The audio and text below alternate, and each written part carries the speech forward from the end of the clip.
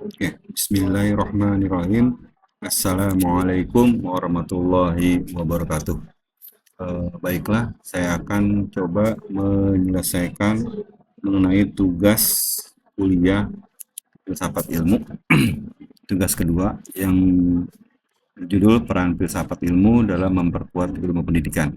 Sebelumnya, perkenalkan, nama saya Ahmad Yakub dengan NIM 05314763, prodi saya Pendidikan Fisika, UPBJ saya UT Jakarta, ya. Kemudian kita jelaskan dulu sebelumnya apa itu filsafat ilmu. Jadi filsafat ilmu adalah cabang filsafat yang mengkaji mengenai pertama hakikat daripada ilmu pengetahuan, ya, atau ontologi, ya, atau kalau sebuah sistem tertutup kita anggap sebagai input. Kemudian kita masuk cara memperoleh ilmu. Ini berarti namanya epistemologi, atau kalau di sebuah proses kita ambil sebagai masuk ke dalam sebuah proses, ya.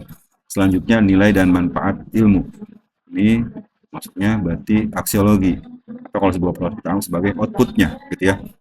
Jadi hakikat ilmu itu adalah input, ya, ontologi. Kemudian cara memperoleh ilmu berarti epistemologi atau sebuah proses, ya.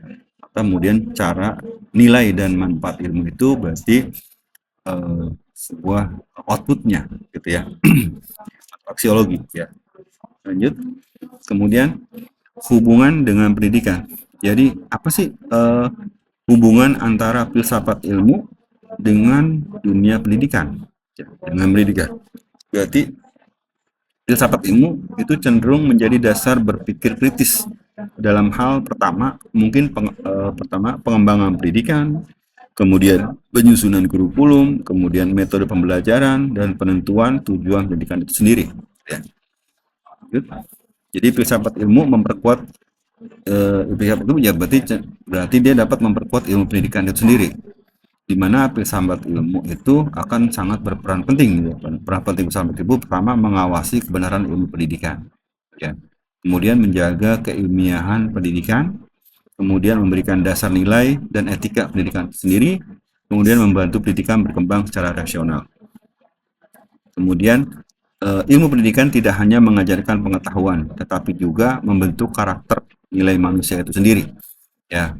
Maka ilmu pendidikan harusnya mengajarkan pertama rasional, ya, berpikir secara rasional, kemudian berpikir secara sistematis, kemudian mempunyai bernilai, gitu, ya. Kemudian pendidikan memperkuat filsafat ilmu.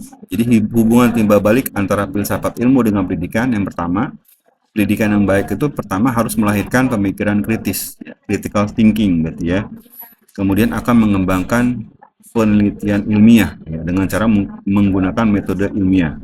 Kemudian memunculkan teori dan gagasan baru, ya. Kalau sudah melalui proses berpemikiran kritis, kemudian mengembangkan metode ilmiah, biasanya akan menemukan munculkan teori baru dan gagasan baru. Kemudian dampaknya filsafat ilmu akan terus berkembang karena adanya pertama perubahan zaman, ya, tentunya, kemudian ada juga perubahan perkembangan teknologi, ya, ada juga nanti tantangan pendidikan modern.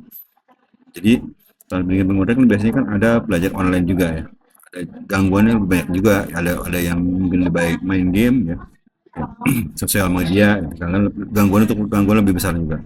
Berarti di sini kita pahami bahwa pendidikan dan filsafat ilmu itu akan saling membutuhkan. Di mana pendidikan membutuhkan filsafat ilmu akan membutuhkan pendidikan itu sendiri. Kemudian filsafat ilmu sebagai pisau analisis. Yang pertama kita bahas sebagai ontologi, yang membahas apa hakikat pendidikan. Berarti kalau sebuah sistem kita anggap sebagai sebuah input. Contohnya, apa tujuan pendidikan itu sendiri, kemudian siapa sih peserta didiknya, gitu, ya. Kemudian kita masuk ke epistemologi, ya, atau sebuah proses dalam sebuah sistem. Yang pertama yang membahas bagaimana ilmu pendidikan diperoleh. Contohnya mungkin menggunakan metode belajar, penelitian pendidikan, evaluasi pembelajaran, ya. Lanjut ke aksiologi, kalau sebuah sistem dianggap sebagai output, ya, membahas untuk apa pendidikan digunakan. Contohnya pembentukan moral, mungkin karakter siswa, kemudian etika pengguna ilmu, gitu, ya. Kemudian contoh penerapan dalam pendidikan, contoh nyata dalam kurikulum. Kita gunakan kurikulum merdeka. Biasanya di kurikulum merdeka biasanya akan menekankan cara berpikir kritis atau critical thinking ya. Kemudian pembelajaran kontekstual, pembelajaran yang sesuai dengan keadaan nyata di sekitar siswa tersebut. Kemudian penguatan karakter daripada siswa tersebut ya. Kemudian dalam pembelajaran guru juga diharapkan pertama mengajak diskusi kritis ya. Contohnya mungkin kita ambil contoh guru memberikan tugas diskusi presentasi di depan kelas per kelompok ya. Kelompok satu menyampaikan materi, siswa yang lainnya menanggapi materi tersebut.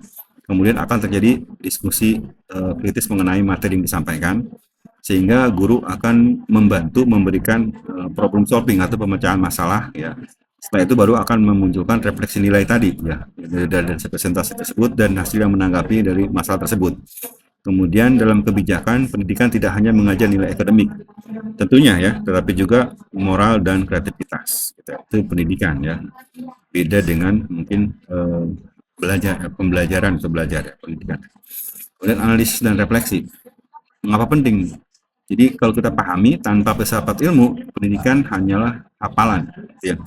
Jadi pendidikan bukan hafalan, jadi bukan cara berpikir yang kritis, kemudian cara problem solving, kemudian pembentukan karakter, gitu, kalau tanpa filsafat ilmu. Kemudian tidak memiliki arah nilai, ya, memiliki arah nilai tadi, ya, kalau tanpa filsafat ilmu. Kemudian kurang kritis terhadap perubahan zaman, karena kan dituntut siswa-siswi dituntut siap akan perubahan zaman. Ya.